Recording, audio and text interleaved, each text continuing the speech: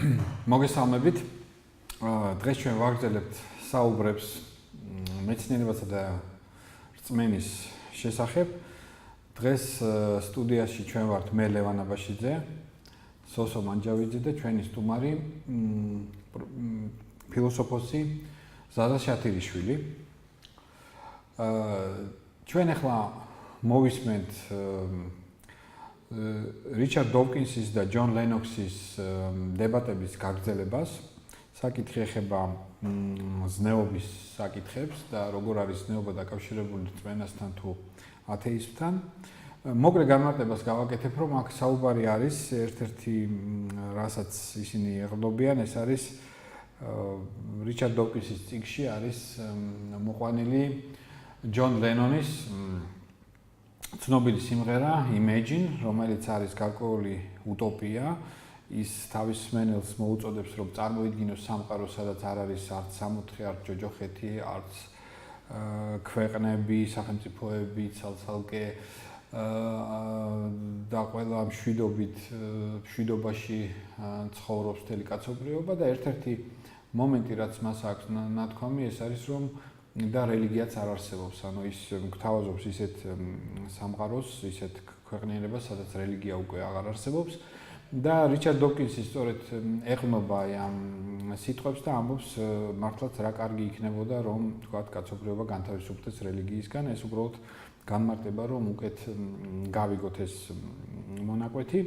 ეხლა ჩვენ მოусმინოთ ამ დებატებს და შემდეგ განვაგრძობთ ჩვენ ამ თემას. Professor Dawkins. აქ არის თქვენი შემდეგი ციტატები. To the fourth thesis, which is that Christianity is dangerous. ქრისტიანობა არის საშიში.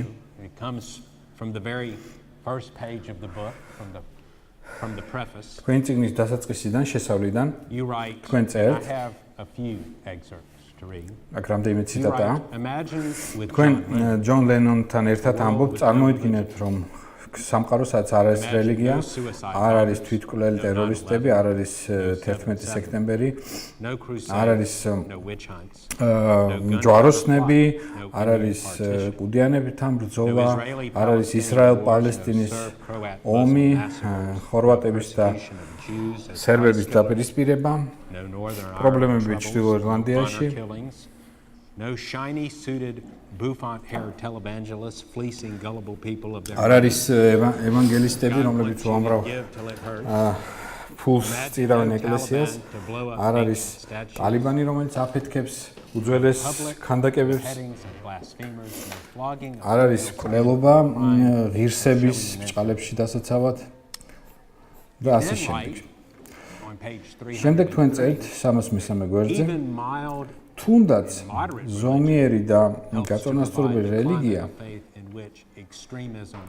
წარმოქმნის ისეთ ატმოსფეროს, სადაც ბუნებრივი არის ექსტრემიზმი. და ბოლოს თქვენ წერთ 307 გვერდზე ზოგადად ეს ეხება ქრისტიანობასაც, ისევე როგორც ისლამს და მანკიერია ის პრაქტიკა, როდესაც ვასწავლით ჩვენ პატარებს, რომ რწმენა ეს არის რაღაც სიკეთე, რაღაც სიქველე. სიამოვნებაში ეს ბოროტება.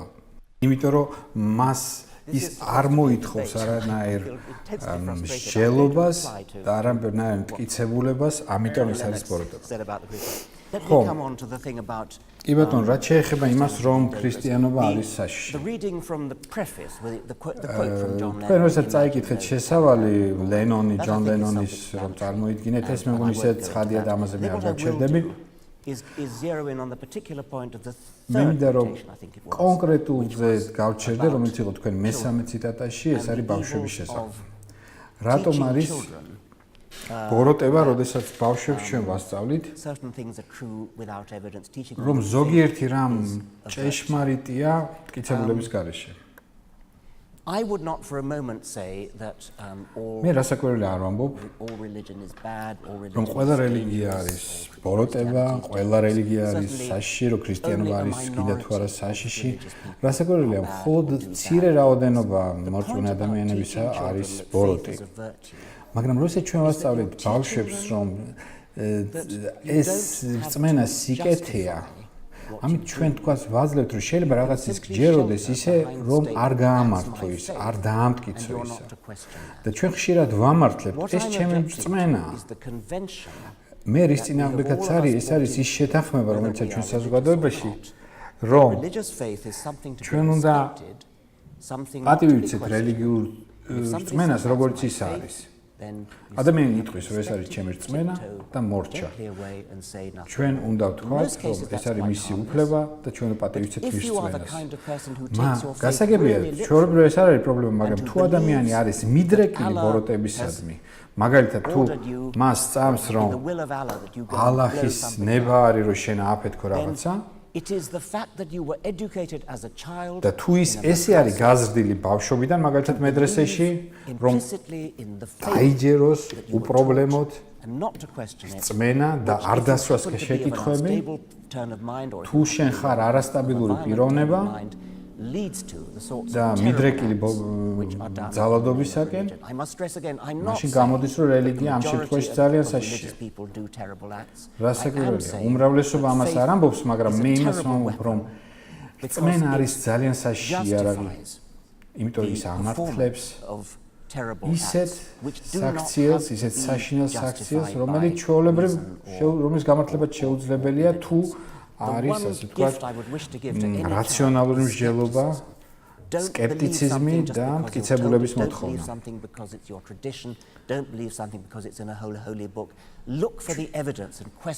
ჩვენ უნდა ვამბობთ, რომ კი არ უნდა მიიღო რაღაცა, იმიტომ რომ ეს წიგნში წერია, თქვა წმინდა წიგნში, არამედ ჩვენ უნდა დასვა ნებისმიერ რამეს უნდა დაუსვა შეკითხვები და მაშინ ჩვენ უფრო უსაფრთხო სამყაროში ვიცხოვრობთ. დოქტორ ლენოქს რაც შეეხება ამ ქრისტიანობა, რომ საშიშია თუ არა, მე ნაწილობრივ რასაკვირველია გეთანხმებით, რასაკვირველია რელიგიის სახელი ბევრი ბოროტება განხორციელებულა და მართალი რომ გითხრათ, მე თვითონ მცხვენია რამდენი რამე არის გაკეთებული ქრისტიანობის სახელით, რამდენი საშინელება.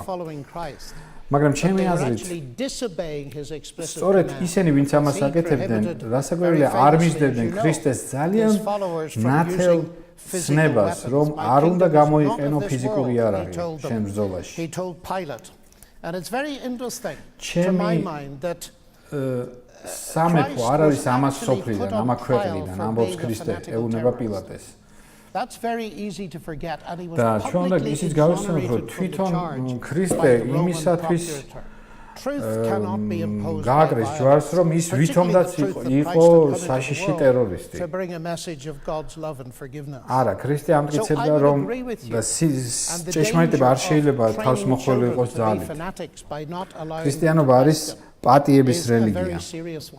მე თქვენ გეთანხმებით იმაშიც, რომ ბავშვების აღზრდა ასეთნაირად, რომ არ უნდა დასვა კითხვები და უნდა მიიღო ყველაფერი კითხვების გარეშე, რასაკვირველია საშიშია. მე ბედნიერი ადამიანი ვარ, რომ ჩემი მშობლები პირიქით მეუბნებოდნენ, რომ მე უნდა დავსვა ნებისმიერი კითხვები. რაც შეეხება ჯონ ლენონს და მისი Imagine, ანუ წარმოიდგინე, მე მაქვს ჩემი ჯონ ლენოქსის სიტყვები, რომ წარმოიდგინეთ ქვეყანა ათეიზმის გარეშე, სადაც არ არის მაო, არ არის სტალინი, არ არის ათეისტური ქვეყნები, არ არის გულაგი, არ არის კულტურული რევოლუცია, არ არის მკვლელობები, რომელიც იყო კამბოჯაში.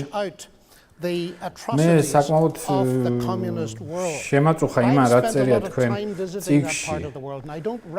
თქვენ საერთოდ რაღაცნაირად კი არ ამართლებთ, არამედ იგნორირებას უკეთებთ იმ საშინელებებს, რომლებიც ათეისტებმა გააკეთეს. თქვენ ამბობთ, რომ მარქსიზმისთვის არ იყო მთავარი ათეიზმი.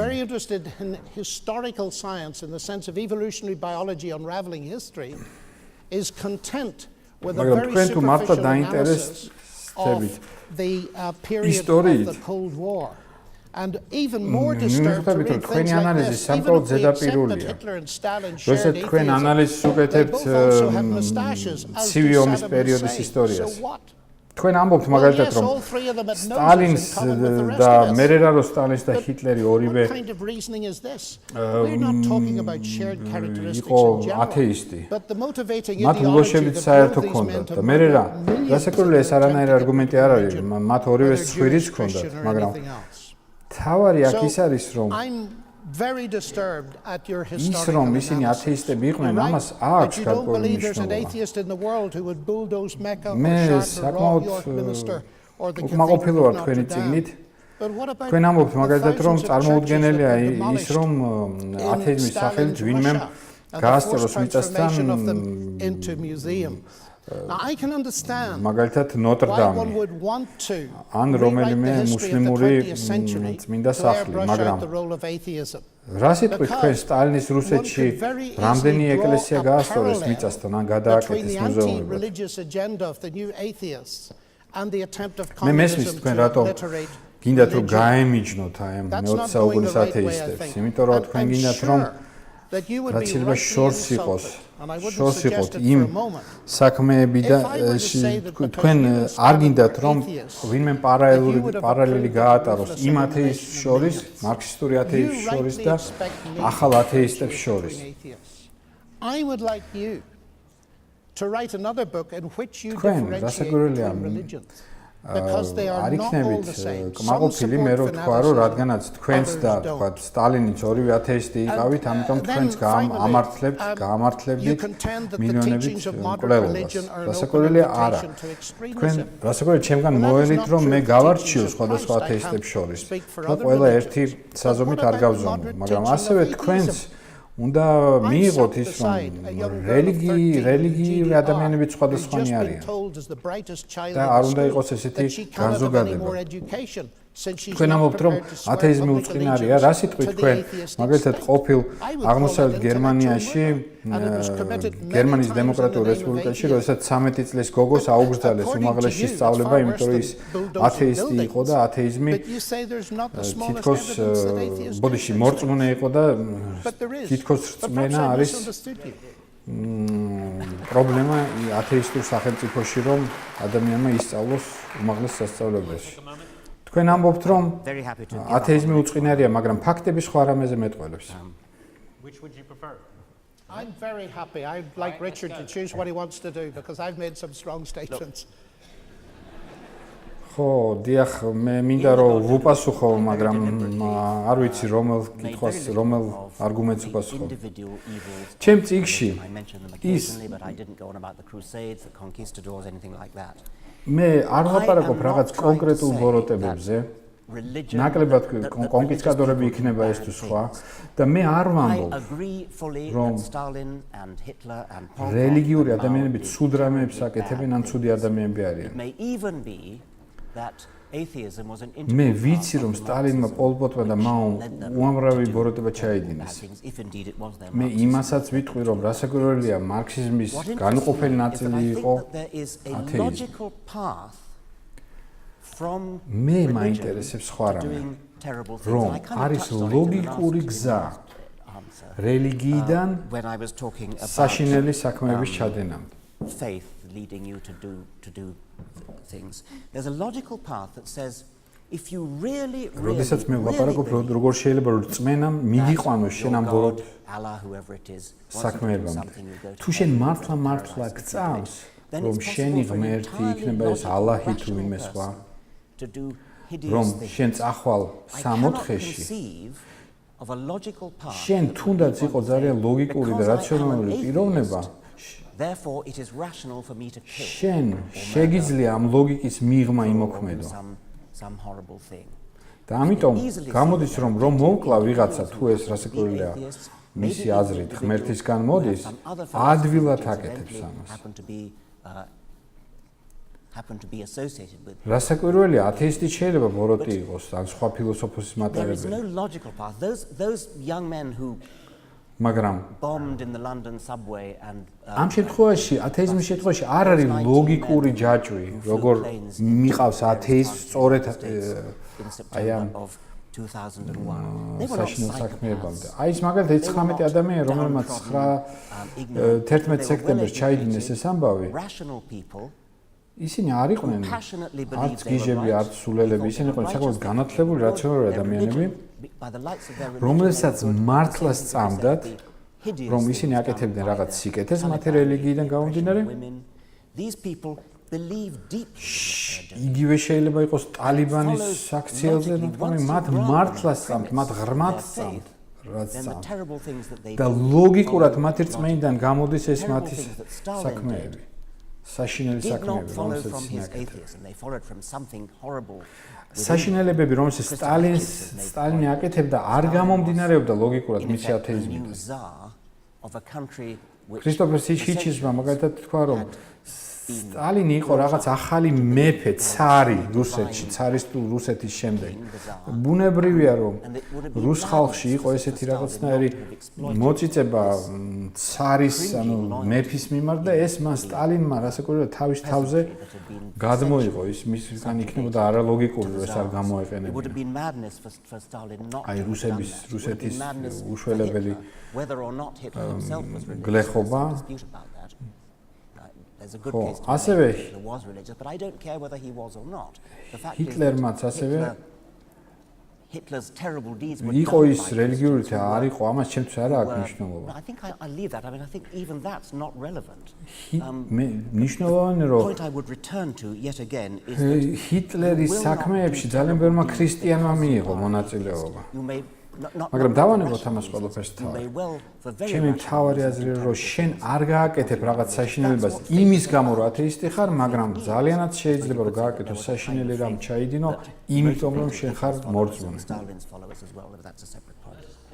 თქვენ შეგიძლიათ თქვათ, რასაკვირველია, გარკვეული რწმენა სტალინს ჰქონდა რაღაცა რელიგიური, მაგრამ ეს რაღაც სხვა არის მაინც. ძალიან მოკლე რეპლიკა თუ შეიძლება. From any ideology that's fanatical and oppressive. მე მინდა თქვა, რომ ნებისმიერი იდეოლოგიიდან შეიძლება ლოგიკური ჯაჭვი წარმოიღო ფანატიკურ საშინელებებამდე. Of course it is.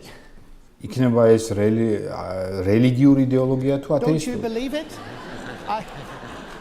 ათეიზმი ესეც რწმენაა. არა, ათეიზმი არ არის რწმენა, რა? შენ არ გწამს ათეიზმის? With respect to you're an atheist with respect to Thor and Yes, that's right. Zeus. I don't believe them, but you believe atheism. No, it is your faith. I'm in exactly the same position with respect to your. აი თქვენ სხვა ათეისტი ხართ, მაგალითად ზევსის მიმართ. ზევსის ხომ არ გწამთ? With respect to him as you are with respect to Zeus, and I cannot imagine not believing in Zeus. მაგრამ ისევე როგორც თქვენ ზევსის არ გწამთ, ისევე მე თქვენი იაჰვესი არ გწამს. Not believing in God. თქვენი აზრით, ვინმეს თუ ზევსის არ გწამთ, შეიძლება რომ ამის გამო რაღაც ბოროტება ჩაიდინოს? I mean it now this time, Dr. Lennox. If we're going to get to the rest of the debate. Yes, let's go on. All right. Let's go on. I think the issue has nothing to do with Zeus and so on. They're გავაგრძელოთ? non-existent deities. The issue is to do with two გავაგრძელოთ, alternative. ჩემი აზრით ზევსის არაფერ შუაში არის, ზევსი არის რაღაცა არანამდვილი ღმერთი, არაჭეშმარიტი ღმერთი. And each of us have our faith. I believe there is ჩვენ God გვაქვს behind this ორი universe. სხვადასხვა You believe ახსნა the სამყაროსი. universe is all there is. ერთი არის რომ არსებობს სამყარო, რომელიც ღმერთმა შექმნა, არსებობს თქვენი აზრი რომ სამყარო თავისუფლად არსებობს. ეს არის ორი სხვადასხვა რწმენა. გარკვეული მტკიცებულებები თქვენ გაქვთ, თქვენი რწმენის დასამტკიცებლად, გარკვეული მტკიცებულებები მე მაქვს, ორივე რწმენა. ჩვენ ესე იგი ახლა მოვიწმინეთ ჩვენი დებატების გაგრძელება და ამას დავუმატოთ ჩვენი დებატები, რა. დიდი საკუთრებით. რას იტყოდით ამასთან ეთანხმებით თუ არა რიჩარდ დოკინს, რომ რელიგია უფრო საშიშია და თავის თავში შეიცავს რაღაც ბოროტების, ასე ვთქვათ, შესაძლებლობას და დიდი უბედურების და ბოროტების შესაძლებლობას, ხოლო ათეიზმი ამ მხრივ უფრო უნებელია, ასე ვთქვათ, მინიმუმად ვთქვათ. აი ფიოდორ დოსტოევსკის მიაჩნდა და არ მარტო მიაჩნდა, არამედ გვიჩვენებიდეთ, რომ если Бога нет, все позволено. ანუ დოკინზის სრულად საწინააღმდეგოს, რომ თუ ღმერთი არ არსებობს, მაშინ ყველაფერი მოსულა, ადამიანს ყველაფერს გაკეთება შეუძლია და პრინციპში თავის რომანებში, განსაკუთრებით ეს ეხება რომანს ეშმაკნი, აი გვიჩვენებს სადამდე მიდის ადამიანი, რომლისთვისაც არ არსებობს ის, რასაც შეიძლება დავარქვათ მორალური საყრდენები. თავისთავად ეს ძალიან ესეთი მნიშვნელოვანი თემაა. არავითარი ლოგიკური ხაზი იქიდან, რომ რელიგიიდან რომ შეიძლება გამოიყვანოთ ბოროტის აქციელი და პირიქით, ის არავითარი ლოგიკური გამოყვანა აბსოლუტურად შეუძლებელია, იმიტომ რომ ყველაზე უფრო ამ თვალსაზრისით მნიშვნელოვანი არის ის, რომ ნებისმიერი ჩვენი კონსტრუქტი რაც გვაქვს, ყველაფერი რწმენას ეფუძნება და მათ შორის რაციონალიზმის გარკვეულ დაშვებებს ეფუძნება და უფრო მეტიც საქმე მარტო ის კი არ არის სტალინის და უშუალოდ მაოს ბოლოტებაში, არამედ თავისთავად შეიძლება ააგო სრულად რაციონალისტურ საფუძველზე სისტემა, რომელიც სწორედ ამ რაციონალიზმიდან გამომდინარე იქნება აბსოლუტურად შეუბრალებელი. როგორც მაგალითად ჰოლოკოსტი და როგორც მაგალითად თვითონ ეს მაშინერია, სიკვდილის მაშინერია, რომელიც ეფუძნებოდა აბსოლუტურად რაციონალისტურ წარმოდგენებს. მოდი ახლა ესე ვთქვათ რა, სხვათა შორის აი ამაზე შემდეგ იქნება დებატებშიც საუბარი, მაგრამ ესე ვთქვათ, არსებობს მეორე აზრიც ვთქვათ. აი დოსტოევსკის ის გასაგებია ვთქვათ, თუ ღმერთი არ არის, მაშინ ყველაფერი შესაძლებელი. ანუ ერთი პირველი დოსტოევსკი იმას არ ამბობს, რომ ნებისმიერი ვისაც ღმერთი არ წამს, აუცილებლად ბოროტია. შეიძლება ძალიან ზნეობრივი იყოს, მაგრამ ის ამბობს, რომ საფუძველი არ აქვს ზნეობას, ვერაფერზე ვერ დააფუძნებ. მაგრამ არსებობს სხვა აზრი და ეხლა მე სწორედ ამას წინათ მოვისმინე, რომ არსებობს ისეთი აზრი, რომ პირიქით თუ ღმერთი არსებობს, მაშინ ყველაფერი დასაშვებია. მე რის თქმა მინდა, ნახეთ, ეხლა მე გამოვალ როგორც ეშმაკის ადვოკატი ამ შემთხვევაში. ხო, საქმე ის არის, რომ აი იგივე ჰოლოკოსტი, რომ ჩვენ რო წავიკითხოთ მართლა აი სპეციალისტები, ვინც იკვლევენ ამ ჰოლოკოსტს, არის ესეთი რაღაცა, რომ ჩვეულებრივ მდგომარეობაში ადამიანს შეუძლებელია რომ ეს გააკეთოს. ჩვეულებრივ ნორმალურ ადამიანს დავანებოთ თავის რწმენას, ხო? ნუ სადღაცა შორეულ ქვეყანაში, ბელორუსში უნდა დახოცო რატომღაც ქალები და ბავშვები, ხო? შენ რო ეს გააკეთო, ანუ შენ რო შენ თავში გადალახო ეს ელემენტარული სინდისი, ელემენტარული ადამიანობა, რომელიც ბუნებრივად გვაქვს ჩვენ, ხო? შენ უნდა ქონდეს რაღაცა უფრო ბრჭყალებში დიდი იდეა და აი ეს დიდი იდეა გაძლევს საშუალებას, რომ ესეთი რაღაცა გააკეთო. თუ ნაცისტების შემთხვევაში ეს იყო, თქვა, რაღაცა იდეოლოგია, ამაზე ნუ ვიკამათებთ ეს რელიგიური იყო თუ არარელიგიური თუ ასე შემდეგ, რაციონალური თუ არარაციონალური, მაგრამ ქონდათ მას რაღაც მაღალი იდეა ბრჭყალებში რასაკვირველია. დოვკინსი ამბობს, რომ იგივე შეგიძლია მოქცეს რელიგიამ. ანუ რელიგიამ შეიძლება მოქცეს, თუ გინდა ბრჭყალებში აიღო იგივე რელიგია, გამართლება იმისა, რომ შენ ეს უნდა ჩაიდინო რაღაცა უმაღლესი მიზნის გამო და ამას შენ გეუბნება უშუალოდ ღმერთი.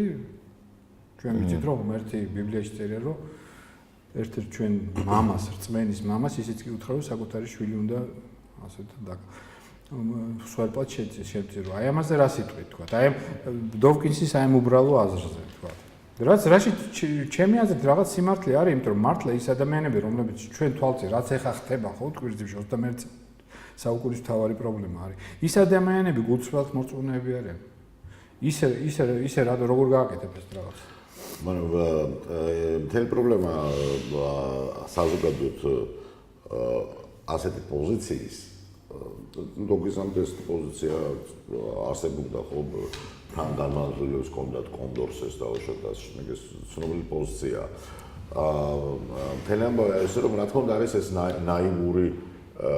ნაივური პოზიცია და პრინციპში მოდი ესე ვთქვათ თანამედროვე პოპულარული ფილოსოფია რასაც ჩვენ პოსტმოდერნს უწოდებთ ხო ბევრად უფრო მოქნილია ვინმე ეს ტრადიციული ათეიზმი, მოდი ამას მე ტრადიციული ათეიზმს დაუძახებ. ტრადიციული ათეიზმის რაღაცნაირი არგუმენტაციები გადალახულია. აი თუ ავიღებთ ისეთ ფილოსოფოსებს, რომლებიც აი მაინც დღესაც პოპულარულები არიან და განსაზღვრავენ აი თანამედროვე პოსტმოდერნულ პარადიგმას, ხო? იგივე დერიდას, მიშელ ფუკოს და სხვაებს, ჟან ბოდრიარს, ლიოტარს. აი ეს საინტერესო ძირითადად ფრანგები, მაგრამ არა მარტო, ხო? ესე იგი აქ ვერ დავინახავთ აი ესეთ პირდაპირ ნაჯახიზებურ არგუმენტებს, იმიტომ რომ ისე ისტორიამ ისტორიას აქვს გარკვეული პასუხი ამაზე, განსაკუთრებით მე-19 საუკუნეების ისტორიას, ხო? გონების კულტის სახელით 1792 წლიდან 94 წლამდე სისხლის მინარევები დააყენეს და უბრალოდ ისეთ რაღაცებს აკეთებდნენ. ანუ საფრანგეთის რევოლუციას გულისხმობდა. ისეთ რაღაცებს აკეთებდნენ, რომ ესე იგი თუ ჩვენ კარგად გავიხსენებთ აი ამ ცნობილ ის უბრალოდ წარმოსახვის თვალსაზრისითაც არის ძალიან საინტერესო, ხო?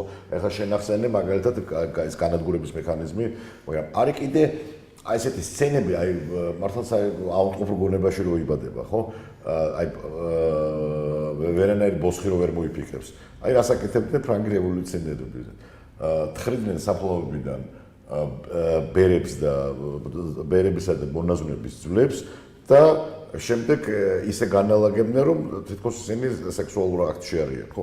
ეხლა მე იმას კი არ ვამბობ, რომ ეს რამდენად მორალურია ან ამორალურია, უბრალოდ ეს ყველაფერი ფანტაზიის, აი ბოსხისეული ფანტაზია არის საჭირო, რომ ეს რამე მოიფიქრო მოკლედ. ხო და აქედან უკეთესად ამას რასთან დაკავშირებით ამბობ, ისინი იყვნენ ათეისტები. გონების კულტის სახელით ვამბობ. გონების ხო. ნუ რაღაც აზრით ეხლა გონების კულტი ხო ძალიან კარგი რაღაცაა, ნუ რაჯობია რაციონალიზმს არა, მაგრამ ისე ვამბობ სტანისლავ ეჟელეთს აქ ერთ ძალიან ცნობილ პოლონელ სატირიკოს აქ ეგეთი სხარტულა ფრაზა რომ ნუ რა ვიცი მოუყვებით თქვენ სიზმრებს რომ შეიძლება ძალაუფლებაში მოვიდნენ ფროიდისტებიო. ანუ თუ დოკინზისნაირი ადამიანები მოვლენ ხელისუფლებაში და მოსულებიც იყვნენ, აი წარმოვიდგინე უბრალოდ რა დატრიალდება. აქედან გამომდინარე ყველაზე უფრო საინტერესო რაც არის ამაში, ჩვენ ეს გამოვლილი გვაქვს, აი საბჭოთა ადამიანებს ეს გამოვლილი გვაქვს, ვიცით ხო რას ნიშნავს ათეისტური утоპია რა. როგორც ჩანს რაღაცა გარკვეულ სეგმენტებში, დასავლური სამყაროს სეგმენტებში მაინც რადგანაც ეს გადალახული არ არის, რადგანაც მაინც ანგლო-საქსონურ სამყაროში ესეთი რამე არ მომხდარა, ხო? დოკინს არგუმენტები რაღაც სფეროში მუშაობს, მაგრამ ისე მიმეორებ, რომ ყველაზე უფრო დღევანდელი პოსტმოდერნული სიტუაციისთვის არის არა დოკინზისნაირი არგუმენტები დამახასიათებელი, არამედ აი ის რაც აი ეხლა რო ვამბობდი აი ფრანგული ვინც გულისხმობ, ვინც რელიგიას უპირისპირდება. არ პირდაპირ არ უპირისპირდებიან რელიგიას. ანუ ხო, ნუ გასაგებია. ეს საკმაოდ იშვიათი რაღაცაა. ისე რომ დოკინზის პოპულარობა რაღაც სეგმენტში განაპირობა მისმა რიტორიკამ, მისმა მჭერმეტყველებამ, მისმა თქვა და ასე აი ამ კარგაგებით სოფისტურმა უნარებმა. მაგრამ ძირითადად მთავარი არგუმენტები ისე ვიმეორებ სხვა არის. ანუ რა არის მთავარი არგუმენტები დღევანდელი სიტუაციისთვის? ის რომ მართლაც მორალი შეიძლება დავაფუძნოთ ისე რომ არ გამოიყენოთ რელიგია. ანუ ისინი აფუძნებენ რომ ისე მორალს რომ არ ჭირდება ოღონდ ეს არის რელატივისტური მორალი. ანუ მათ არ ჭირდებათ რაღაც ზებუნებრივი რაღაც აი მაგის თქმა მინდა ძალა და ავტორიტეტი. უფრო მეტიც ესე იგი თუ თანამედროვე აზროვნებისათვის უფრო დამახასიათებელია გარკვეული ტიპის რადიკალური ისტორიზმი, რომ ყველაფერი ცვალებადია ისტორიულად და აქედან გამომდინარე თუ იმავე დავუშვათ აი ფუკოს და ფუკოს მიმდევრებს დავეყრდნობით, ხო?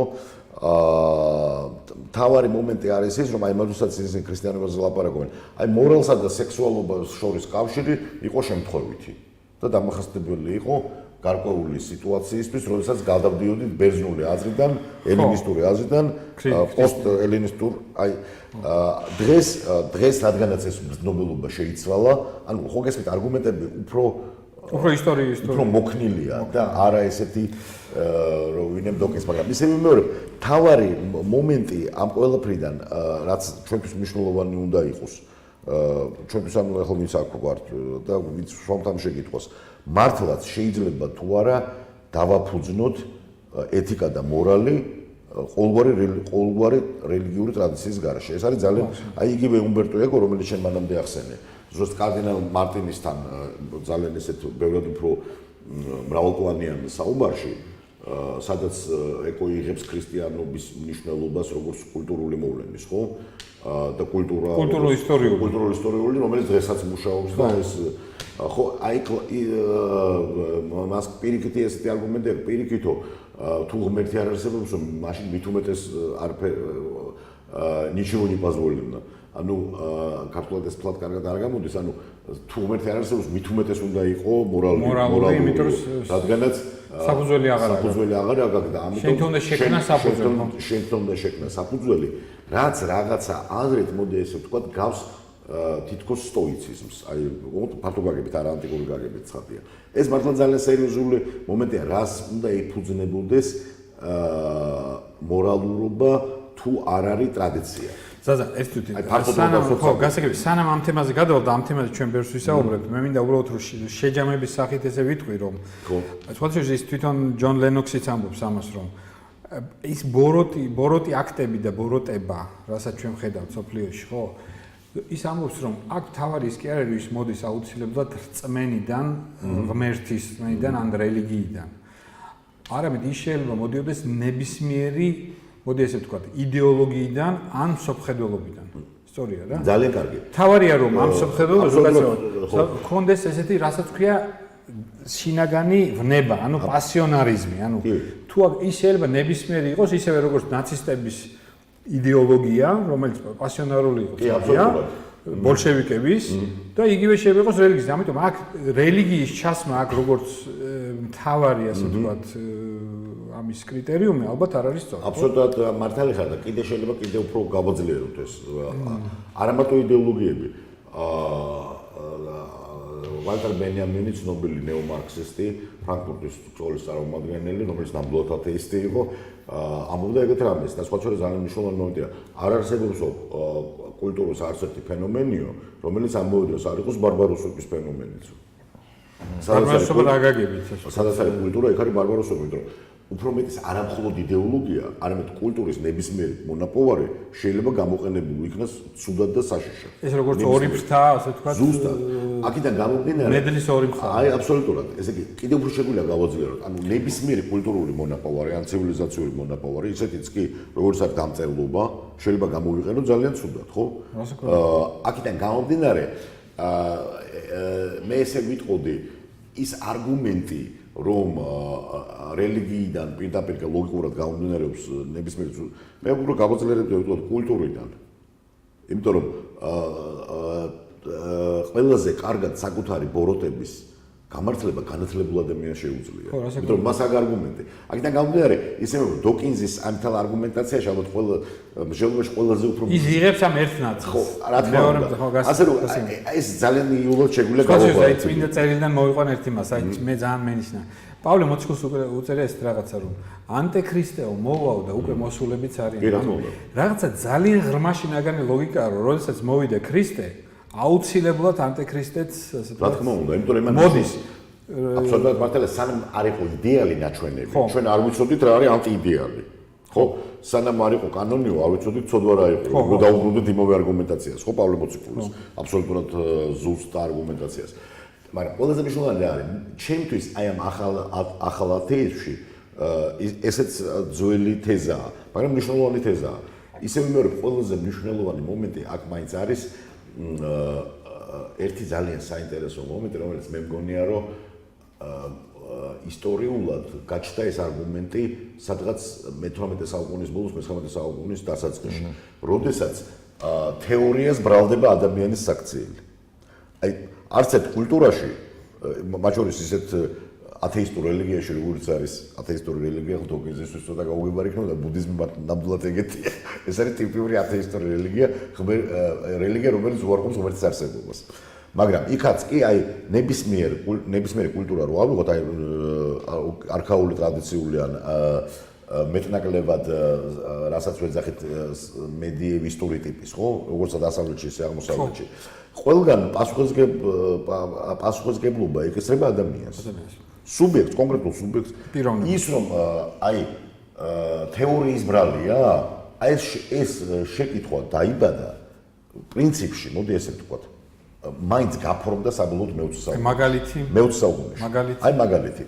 არის თუ არა მარქსიზმის ბრალი ის, რაც დატრიალდა საბჭოთა კავშირში. არის თუ არა ნიცშეს ბრალი, რაც დატრიალდა გერმანიაში. ესეთი შეკითხვები მანამდე არ არსებობდა. აი, როდესაც გაჩნდა დიდი თეორიები, მაშინ დაიბადა ამ ტიპის შეკითხვები და აქედან გამომდინარე მთელი ეს არგუმენტაცია და ისეც დაიბადა, რომ რელიგია ხო არ არის? აი, ამის მერე ჩნდება რელიგიის ბრალი ხო არ არის. გასაგებია, გავიგე. იმიტომ რომ მთელი ამბავი რა არის? ყურეთ, თუ ავიღებთ მე-18 საუკუნის განმანათლებლობას და მე-18 საუკუნის ათეიზმს, მოდი ესე ვთქვათ, ნაშფლად ათეიზმი არ იყო, ნუ დეიზმი ფართო გაგებით. ვოლტერი მაგალითად, ნუ ქრისტიანობის უფრო დიდი მტერი წარმოუდგენელია, ვერანაირი დოკინსი ვერ მივა ვოლტერთან. ვოლტერს რა პრობლემა ჰქონდა? მორალთან, ქრისტიანულ მორალთან ვოლტერს არანაირი პრობლემა არ ჰქონდა. რო არ ყოფილიყო უნდა გამოგვეგონაო. კიდევ უფრო სხვა რაღაცაც. ესე იგი, სიკეთე, ბოროტება, აი ეს თვითონ მორალი როგორც ასეთი, ქრისტიანული მორალი, რასთან ჰქონდა ვოლტერს პრობლემა? ვოლტერს პრობლემა ჰქონდა ქრისტიანულ ონტოლოგიასთან. ანუ ქრისტიანულ სისტემასთან, როგორც ასეთი, სამყაროს ესეთ მოდელთან. სამყაროს მოდელთან. ესე რომ ვთქვათ, ესე ყოველ შემთხვევაში იმასთან, რაც ვოლტერს წარმოედგინა როგორც სამყაროს მოდელი. ქრისტიანული სამყაროს მოდელი. მაშინ გაგებული სამყაროს მოდელი როგორც ქრისტიანი. ტრანსცენდენტური ღმერთი, რომელიც ქმნის სამყაროს თავისი ნებით. პრობლემა რა იყო? ვოლტერს მიაჩნდა, რომ არანაირი ესეთი ნება არ არსებობს. რა თქმა უნდა, პირველი პრინციპი არსებობს, პირველი ბიძგი, მაგრამ ეს არის ის პირველი ბიძგი, რომელიც სისტემას სჭირდება. ღმერთი მე აღარ ერევა, მოდი ესე ვთქვათ. მორალთან არ იყო პრობლემა. აი დღეს როგორც წესი პრობლემა არის არაქრისტიანებისათვის, მოდი ესე ვთქვათ. არა ქრისტიანული სოფშეგრძნება, არამედ ქრისტიანული მორალი. რატომ? იმიტომ რომ გაჩნდა ის, რასაც შეიძლება უწოდოთ ახალი ანთროპოლოგია. ამიტომ უნდათ რომ გავაუქმოთ ახალი ანთროპოლოგია რა არის? მორალი დაფუძნებული ქრისტიანობა. იმიტომ რომ ახალი ანთროპოლოგიათან დაკავშირებულია გარკვეული ტიპის ტექნოლოგიებთან, როდესაც მე შემიძლია მართვა, family planning, ოჯახის მართვა, ჩემი საკუთარი სიკვდილის მართვა, ევთანაზია, შემიძლია შობადობის მართვა, შემიძლია არა მხოლოდ აბორტები, არამედ ევგენიკა, კორექცია და ასე შემდეგ, გენური ინჟინერია. ანუ აი თუ შეიძლება ასე ითქვას, ბიოლოგიამ და ბიოტექნოლოგიებმა დღეს დააყენეს ყველაზე უფრო მნიშვნელოვანი საკითხები, როდესაც ადამიანს შეუძლია გარკვეული აზრით უფალი ღმერთის როლი შეასრულოს. აი ესეთი ილუზია. და ამას მოსდევს, რომ საჭიროება გაუქმდეს ეს მორალი? ქრისტიანული მორალი. თუ მოდერნიზაცია. ქრისტიანული მორალი. მოდი ესე ვთქვათ, დღეს პრინციპში მოდი კარგად რომ დავაგვერდოთ, როგორც დასავლეთში, ასე აღმოსავლეთში, ეკლესიისგან, ქრისტიანული ეკლესიებისგან, ტრადიციული კათოლიკე ეკლესიისგან და აღმოსავლური მართლმადიდებელი ეკლესიებისგან მოითხოვენ, რომ ლეგიტიმაცია გააკეთოს და ხელი არ შეუშალოს ახალი ანთროპოლოგიის განვითარებას. გასაგებია. აი ეს ყველაზე მე ესე ვიტყოდი, აქედან გამომდინარე დოკინზის და დოკინზის ტიპის ნეო-ათეისტების, ახალი ათეისტების არგუმენტაციები, რა თქმა უნდა, მნიშვნელოვანია, მაგრამ მნიშვნელოვანია სწორედ იმ კუთხით, როდესაც ლაპარაკია ეთიკაზე და მორალზე. აი ეს არის მოხდება მათი გამოყენება? კი, რა თქმა უნდა, იმიტომ რომ ესე იგი ეთიკური და მორალური არგუმენტაცია ეთიკისა და მორალის წინააღმდეგ, იმიტომ რომ მაგალითად იგივე კანტი, რომელიც ცხადია არ იყო ესეთი, მოდი ესე ვთქვათ, არ იყო ტრადიციული ქრისტიანი.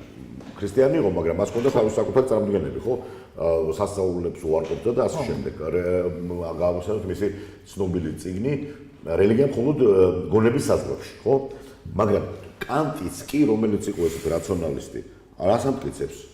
ეთიკისა და მორალის ტრანსცენდენტურობას, ანუ მარადიულობას, არა რელატიურობას. აი ეს არის ჩადებული ადამიანი. რა თქმა უნდა, ამიტომ ამაზრით შეიძლება ითქვას, რომ კანტი როგორც პრაქტიკული გონების კრიტიკის ავტორი, რომელიც ასამუძვლებს ავტონომიურ მორალს, არის აბსოლუტურად ტრადიციული ქრისტიანი მოაზროვნე. ისე რომ თვითონაც ვერ წარმოუდგენია რამდენად ტრადიციული ქრისტიანი მოაზროვნეა. აი ეს არის ყველაზე მნიშვნელოვანი.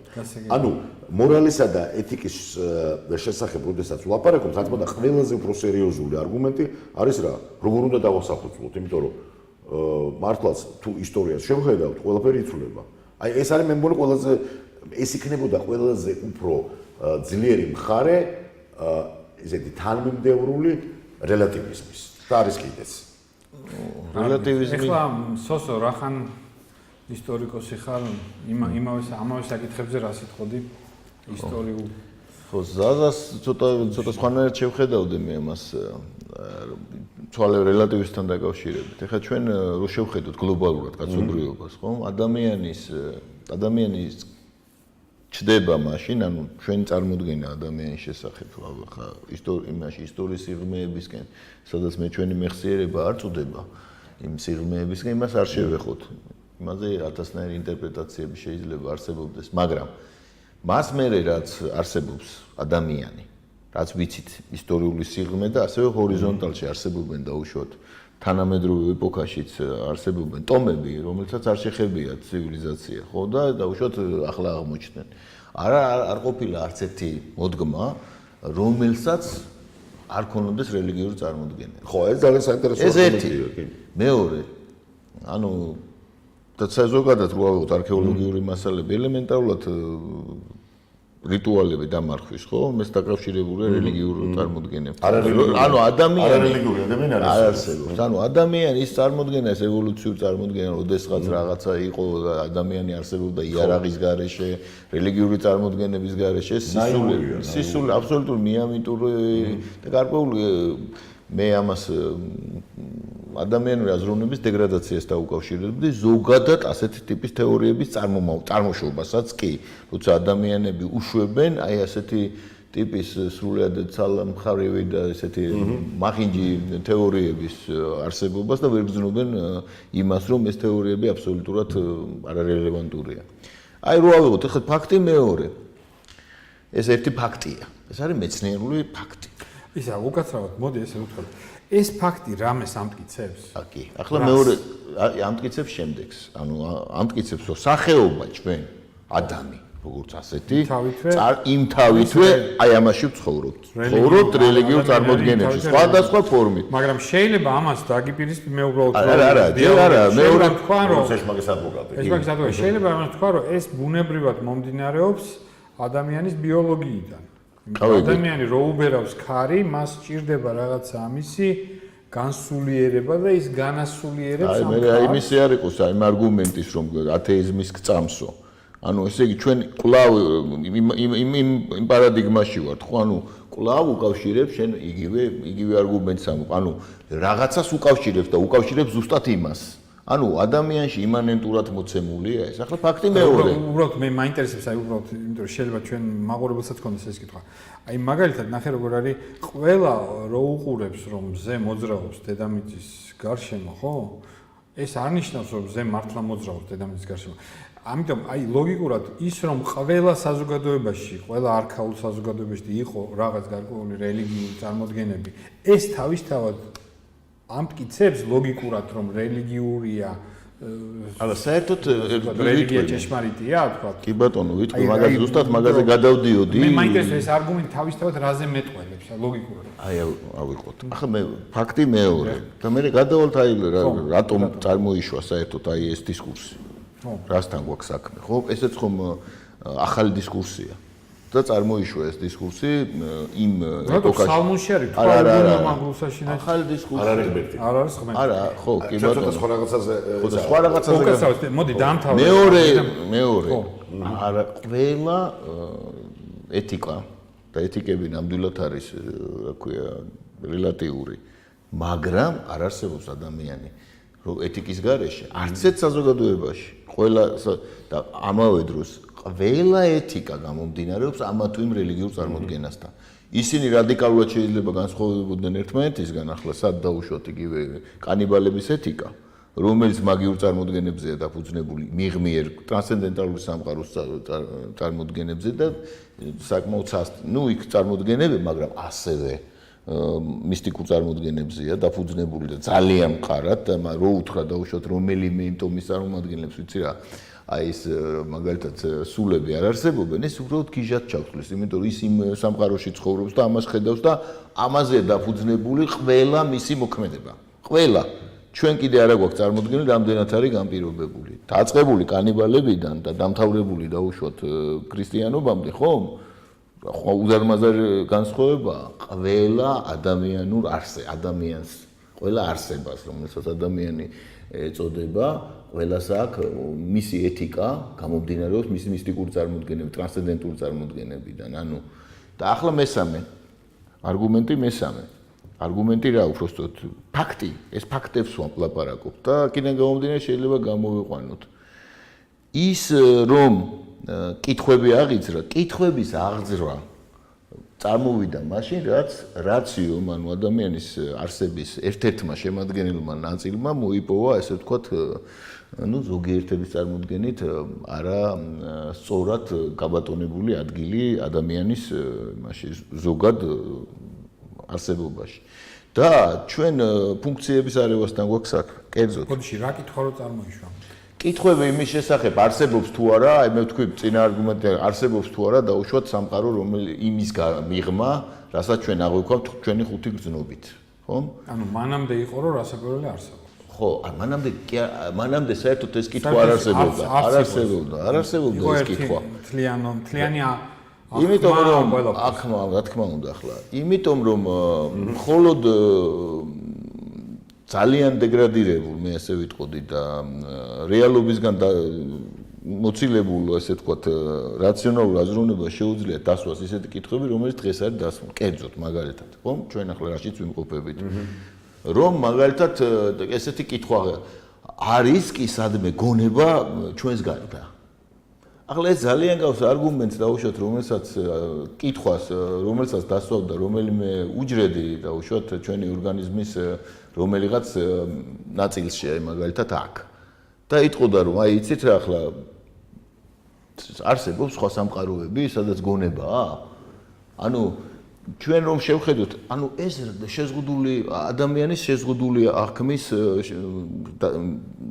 გამო არის ეს კითხვა დასმული თორე ახლა რო წარმოვიდგინოთ არ არსებობს ახლა არგუმენტი არ არსებობს სისტემა დაუშვათ ცოცხალი არსებობს ცოცხალში ხო ეს ხომ ცნობილია ახლა ჩვენ ვართ ქვესისტემა ერთ-ერთი უზარმაზარ სისტემაში მაგალითად აი გავანებოთ სხვა სამყაროებს და აგერ ავიღოთ ორგანული სამყარო დედამიწაზე ხომ ფაქტია რომ ჩვენ ვართ აქ ერთ-ერთი ქვესისტემა ეს მე მგონი კითხვაც არ უნდა დოუკინგიც კი დაგეთანხმება დოუკინგიც კი და ვოლტერიც კი ალბათ ამ არგუმენტს და ახლა როგორ გონია თქვენ და ეს ურთულესი უამრავი კანონითა და ურთულესი მით მართული სამყარო რომელშიც ჩვენ ერთ-ერთი ნაწილი ვართ ხო ერთ-ერთი ნაწილი ვართ ხო და ამ დროს ჩვენ ამ ნაწილს აგვეძრება კითხვა რომ იცით ახლა გონება ჩვენს გარდა სხვასაც აქვს და ეს მაშინ როდესაც თლიანად კაცობრიობის ფუნქციონირება ამ უზარმაზარ სამყაროში არის მართული რაზეც სახარებაში წერია სრულად გარკვეულად და ყველა საღვთო წიგნებშიც წერია სხვათა შორის ყველა რელიგიურ წიგნებშიც წერია და წარმოდგენებში ზოგს ვისაც წიგნი არ აქვს იმათაც მართული რა გაგებით მართული რა გაგებითაც და რა გაგებითაც საუბრობს ქრისტე რომ თმის ღერიც კი არ შეგიძლია შენ მართო და ყველა თქვენ არა ეს შეიძლება ჩვენი რწმენა ვთქვა შენი და ჩემი მაგრამ ეს წარმოდგენა იმის შესახებ დოუკინგი გეტყვის რომ ეგ დოუკინგი ამაზე არგუმენტი არის როგორ არის ფანტაზიები არა დაბადებულა ჯერ ადამიანი კიდევ უფრო გავუძლიერებ შენს არგუმენტს რა თვალს უძღვეს აი ავიღოთ პირველი საუკუნის სიტუაცია ხო აი როცა შენ ამბობ რომ ოიკუმენა ისე იყო მოწყობილი რომ ახლა ის რომ რაღაც ღმერთი არსებობს ღმერთები არსებობს ტრანსცენდენტური სამყარო რო არსებობს ამაში ეჭვი არავის არ ეპარებოდა არც ეპიკურეელებს მათ შორის ეპიკურეელები უბრალოდ რას ამბობდნენ ყველაზე უფრო რადიკალური სკოლა ამბობდა რომ ღმერთები არ არიან ამ სამყაროში იმიტომ რომ ისინი ჭრედენ ჭეშმარიტებას ანუ ჭრეტელობით ცხოვრებაში არიან და აი ეს არის ყველაზე უფრო მაღალი და სხვა ერთი ღმერთის აზრიც იყო და ფილოსოფია უნდა კი და ფილოსოფოსი ამას უნდა ემსგავს ანუ ის რომ ტრანსცენდენტური სამყარო არსებობს მთელი ამბავი რა არის ჩვენ ერთი რაღაცა დაგვემართა ქრისტიანებსაც მთელი ამბავი არის ეს რომ რწმენა ის კი არ არის რომ რა რწმენა არის კონკრეტული რაღაცა ეს არის რწმენა იმისა ქრისტიანული რწმენა რა არის და იმიტომ შემოდა რწმენა ამ თვალსაზრისით კრედო რას ნიშნავს პისტეუ რას ნიშნავს რის რწმენაა ის რომ ქრისტე მოკვდა როგორც წერილებშია დაიმარხა და აღდგა როგორც წერილებშია იქ ეს არის საკითხი როგორც იუდეველებთან ასევე ბერძნებთან ეს იუდეველებს ვერ წარმოიდგინათ როგორ შეიძლება კაცი ღმერთი გახდეს კაცი და როცა არეოპაგში მოხვდა ათენში პავლე მოციქული რაზე დასცინეს იმაზე ძალიან უსმენდნენ სანამ ღმერთზე ლაპარაკობდა. პრობლემა არ იყო, როგორც კი თქვა აღდგომა, ხორცით გაეცინათ და შენ კიდე მეორე დღეს მოდიოდა ყოველ ანუ პრობლემა ეს იყო და ქრისტიანის რწმენა რა თქმა უნდა ახლა იქ მამაძე სულისმენა გასაგები ღმერთის რწმენაზე კი არა ღმერთი ყველას წამს 95% გელაფის გამოკითხვით კაცობრიობის 95%-ს ამა თუ სახით წამს რომ ღმერთი არსებობს ეს არ არის პრობლემა პრობლემა სულ სხვა რაღაცაა რომ მოკვდა და აღდგა აი ეს არის პრობლემა აქედან გამომდინარე რა თქმა უნდა როდესაც დოკინზი და ნებისმიერი ათეისტი ლაპარაკობს რწმენაზე რაც არ უნდა ათეისტი იყოს ის ქრისტიანული კულტურის ადამიანია იმიტომ რომ ბუდიზმში მაგალითად რწმენა საერთოდ არაფერს არ ნიშნავს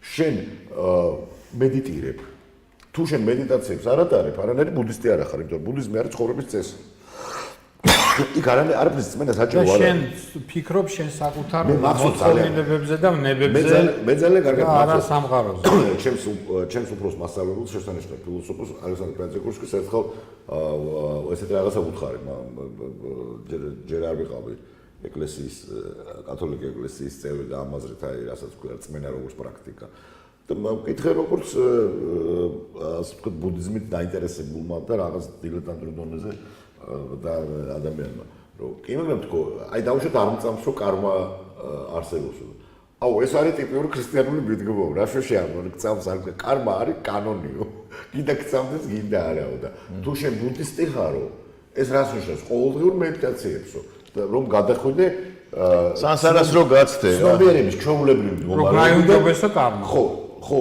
ანუ რას ნიშნავს რომ ჩვეულებრივი მდგომარეობიდან უნდა გადახვიდე ცნობიერების სხვა მდგომარეობაში ანუ სანსარა ნირვანა ნებისმიერი ბუდისტი ფილოსოფოსი გეტყვის ეგეთ რაღაცას რომ ეს ყველაფერი რა არის ეს არის ფსიქოლოგია და ბუდიზმი არის ფსიქოტექნიკა კაცო შენ იყავი ქრისტიანი საერთოდ არ გიშლის ხელს ესე იგი ბუდისტის ხელს არ უშლის რომ ვიღაცა არის ქრისტიანი შეიძლება იყოს ქრისტიანი ბუდისტი შეიძლება იყოს მაჰმადიანი ბუდისტი და ასე შემდეგ ისმის არა ბუდა თვითონ გაღვიძებას ნიშნავს მარტივია ბუდა ნიშნავს გაღვიძებულს სხვათაშორის ერთი ძირია რა ხოლო ინდოევროპული როდესაც თვითონ ბუთხი და ასე თვითონ ათეიზმი როგორც მიდგომა ეს არის წმინდად ქრისტიანულ კულტურაში გაჩენილი ფენომენი რომლის ექსტრაპოლირებაც სხვა კულტურებში ძალიან პრობლემურია აი მაგალითად ეხლა ჩვენ რო კლასიკური აი თანამედროვე ინდოელებთან რო ვიყოთ აი ფილოსოფოსებთან ხო თქვენ ძალიან საინტერესო მომენტია მე ეს არ ვიცოდი ინდოეთში ფილოსოფოსებს შორის კონფერენცია რო იმართება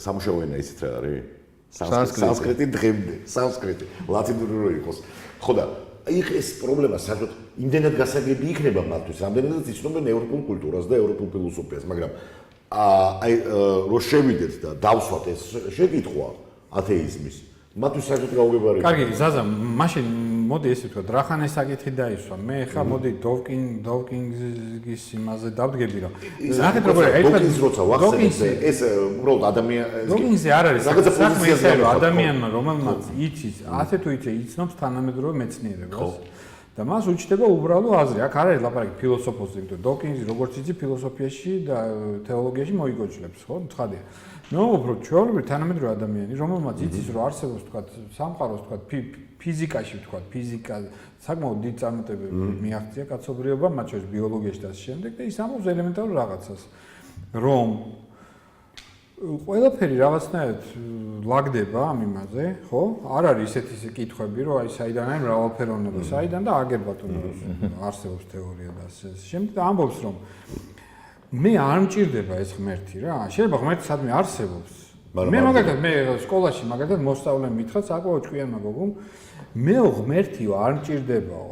მე უთხარი სწორი ხარ მეთქი რა საგვირელია იმიტომ რომ შენ გონია რომ ღმერთი არის რომ შენ აკეთებ ამას და მე მიდიხარ ეკლესიაში და ლოცულობ მაგრამ ეგ არ არის ღმერთი ღმერთი ყველაფერშია ანუ ღმერთი სიცოცხლეა მე ესე ესმის მოწვეს მე ის თქმა მინდა რომ აი ამას რას უპასუხებთ ჩვენ უბრალო ადამიანი განათლებული თანამედროვე ელინი განათლებული ადამიანი რომელიც ამბობს რომ მე ღმერთი არ მჭირდება იმიტომ რომ ყველაფერზე მაქვს ჩემი პასუხი ეს რადგანაც ჩვენ მაინც უნდა ვცდილობდეთ და მე მგონი სწორია რომ რაღაცნაირად რაღაც ტერმინოლოგიურ ჩარჩოებში დავრჩეთ და მე მგონი სწორია. უნდა დავაზუსტოთ ტერმინი. ეს ამ შემთხვევაში ეს უკვე ათეიზმი კი არ არის, ეს უკვე არის აგნოსტიციზმი.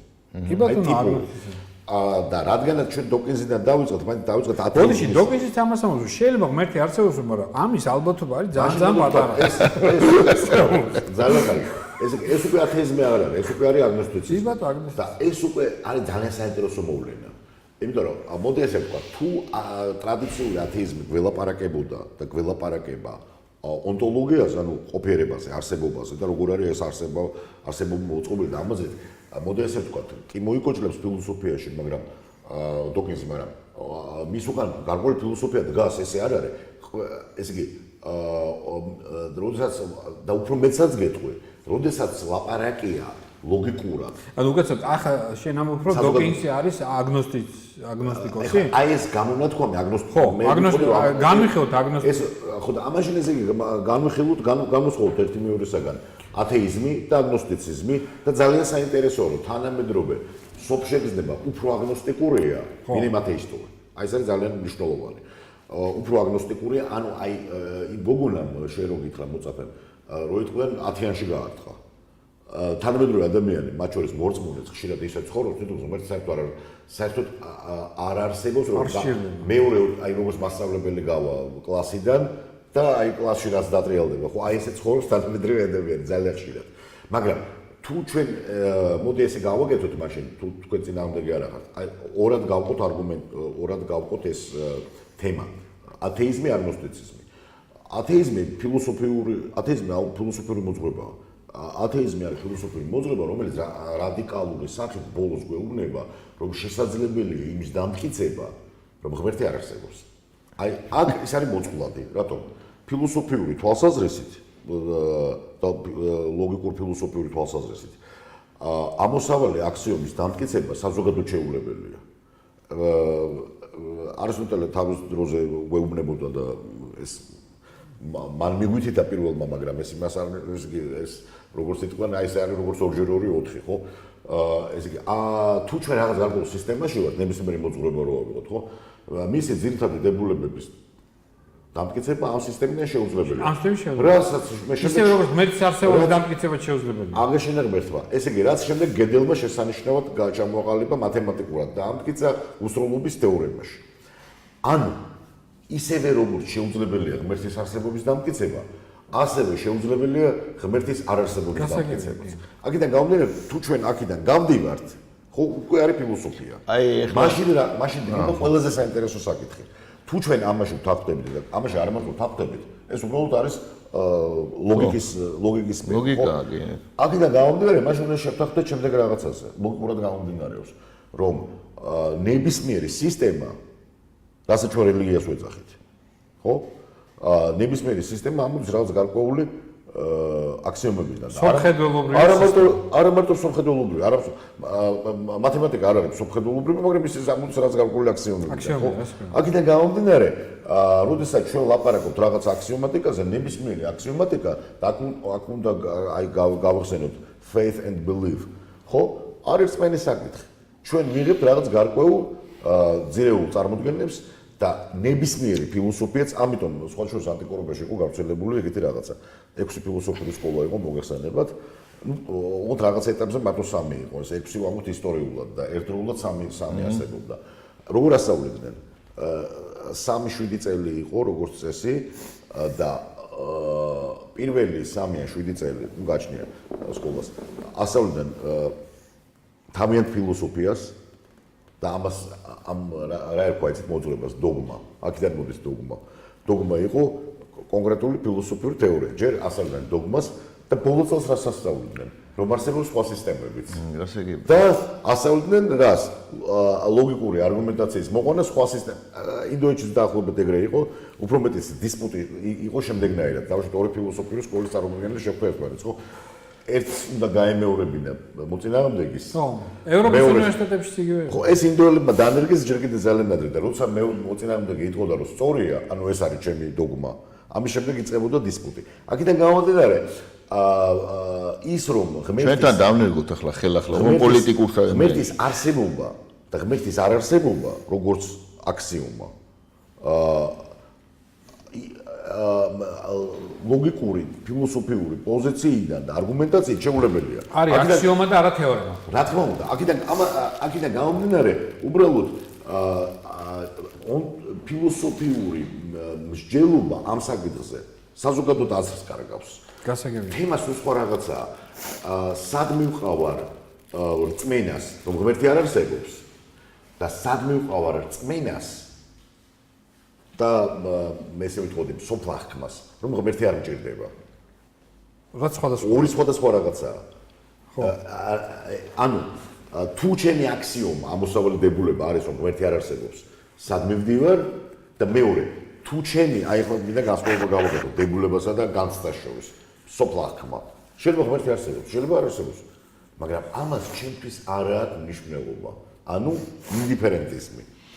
ამაზით ათეიზმი და ინდიფერენტიზმი ორი სხვადასხვა ტიპის მოვლენა. მე ესე ვიტყოდი, რომ ევროპის ისტორიაში და საბჭოთა კავშირიც ევროპის ნაწილი იყო, ევროპის ისტორიაში ერთმა ფაზამ, ათეისტური ფაზამ ჩაანაცვლა ინდიფერენტიზმის ფაზამ და თავისთავად ესეც არის მე თუ რა გავაგრძელებ ჩვენ საუბრებს, ესეც ძალიან მნიშვნელოვანი ანალიზის თემაა, რატომ მოხდა და როგორ მოხდა, დღეს რა სიტუაციაში ვართ და რანაირად მუშაობს თანამედროვე ინდიფერენტულ სამყაროში ათეისტური არგუმენტაცია. ერთსაც დავამატებდი. ჩემთვის არის ყველაზე მნიშვნელოვანი სპორტი. ფუნდამენტალური საკითხია ერთი რა. ახლა ჩვენ ისე განვიხილავთ ხშირად და განიხილავენ ადამიანები ზოგადად საკითხს თითქოს მათ ჰქონდეთ თავისუფალი არჩევანი. უშუალოდ თავისუფალი არჩევანი იმის შესახებ იქნებიან ისინი ათეისტები, არ იქნებიან ათეისტები, აგნოსტიკოსები იქნებიან თუ ასე შემდეგ. ერთ არგუმენტს და ერთ მაგალითს დავუმატებ შენს იმას. მაგალითად მახსოვს 20 წლის წინ, როდესაც ლაპარაკი იყო საქართველოს ევროპულ არჩევანზე, ძალიან განვითარებული იყო ეს არგუმენტი. აი თავის დროზე პროტესტანტობა რომ მიგვეღო. აჰა, ხო, გასაგებია. ხო, რა საინტერესოა ისტორიულ თვალსაზრისით, როგორ უნდა მიგვეღო პროტესტანტობა, რომელიც თვითონ არის ქრისტიანობის ევოლუციის ევროპაში რას გარკვეული შედეგი, ხო? როგორ უნდა მიიღო ქართლს ქრისტიანობა 326 წელს. ხო, ანუ როდესაც ის საერთოდ არ არსებობდა. ანუ ფუნდამენტალური მიდგომაში გვაქვს ფუნდამენტალური აცდენა რეალობასთან. ანუ ეს აცდენა მდგომარეობს იმაში, რომ თითქოს ადამიანს ჰქონდეს თავისუფალი ნება და უშუალოდ არჩევანი ჰქონდეს აი ამ ისტორიულ პროცესებში. მარტივი არჩევანი რაღაცა ისტორიულ პროცესებში, ესე იგი გრანდიოზულ ისტორიულ პროცესებში, რომელიც მიმდინარეობს, თითქოს იყო წყვეტდნენ ადამიანები ასე მოქცეულიყვნენ, თუ ისე მოქცეულიყვნენ. სინამდვილეში ეს აბსოლუტურად არ შეესაბამება არანაირ სინამდვილეს და ადამიანური ბუნების ერთ-ერთი სისუსტეთაგანია. მოდით ასე ვთქვათ, რომ აი ასეთ წარმოდგენები არსებობს. შესაბამისად ეს უნდა გაგრძელდეს და ამას ასე კი არ უნდა წავიყვანოთ საკითხი, არამედ იმაში. არა, კარგია რომ ასე წავიყვანოთ, ჩვენ დავიწყეთ ათეისტური არგუმენტაციიდან, რაც ძალიან მნიშვნელოვანია, იმიტომ რომ ათეისტური არგუმენტაცია დღესაც ცოცხალია და მუშაობს. ცოცხალია. ისე მიმეორებ, რა სამყაროში ვართ? როგორც წესი ვართ შენი მოწაფის სამყაროში, ინდიფერენტულში. კი, ინდიფერენტულში. ხო, ეს უკავშირდება წარმართობას, იმიტომ აი თქვა ავენისებს ძალიან კაი სტატია აქვს, რომ წარმართობა რითი განსხვავდება იმისაგან, თქვა აბრაამისტური რელიგიებისგან. იმით კი არა, რომ იქ ერთი ღმერთია და იქ მრავალი, თქვა პარადოქსალური აზრია.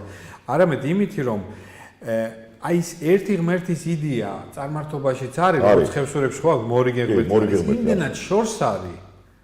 ხო. რომ იმას არანაირი კავშირი არ შეიძლება უშუალოდ ჩემთან. უშუალოდ ვერ ამხარებ განტო. და მეც აღჭირდება ღმერთები, რომლებიც ამიტომ ფაქტობრივად შეიძლება გარკვეულად წარმართობას დაუბრუნდა საზოგადოება რა? აბსოლუტურად. იცი რა, მოდი ეს იმდენად საინტერესო თემა რომ გადავიდეთ. ამაზე ცალკე უნდა ვისაუბროთ. დღეს უკვე ევროპელი ფილოსოფოსები და რელიგიათმცოდნეები ლაპარაკობენ, რომ დადგა სეკულარიზმის პერიოდი გაიარა ევროპამ და ეხლა ჩავარდა ანუ შესაძაც ძალიან ხშირად ლაპარაკობენ ნეოწარმართობაზე ან ახალ ჩავარდა კარგი სიტყვა იყო დაემართა ის ან ახალ გნოსტიციზმზე ახალ აი ეს შესაძაც აღწერე აი ეს სოფხა ინდიფერენტ კი შეიძლება არსებობს მაგრამ არ მჭირდება კარგი ძალიან ჩემი აზრით ძალიან საფუძვლიანი და საინტერესო საუბარი იყო, მაგრამ ეხლა უნდა დავასრულოთ და მე მგონი იმედი მაქვს რომ გავაგრძელებთ და ზაზაც იქნება ჩვენი სტუდია. დიდი სიამოვნებით. დიდი მადლობა.